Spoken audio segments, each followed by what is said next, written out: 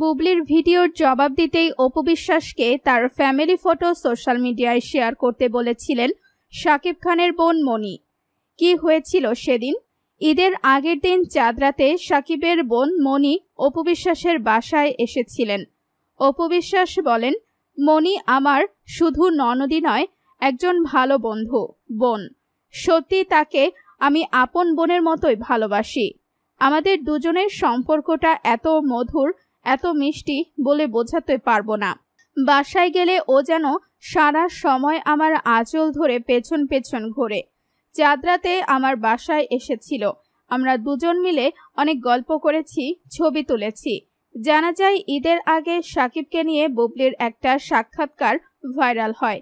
সেখানে বুবলি প্রমাণ করার চেষ্টা করেন শাকিব খানের সঙ্গে এখনো তিনি কোয়ালিটি টাইম স্পেন্ড করেন। আর এই কথা যে মিথ্যা ছিল সেটা প্রমাণ করার জন্যই অপুর বাসায় যান মনি। আর সেই সময়ের ছবিগুলো অপু বিশ্বাসকে সোশ্যাল মিডিয়ায় শেয়ার করে বুবলির কথা মিথ্যে প্রমাণ করতে বলেন মনি।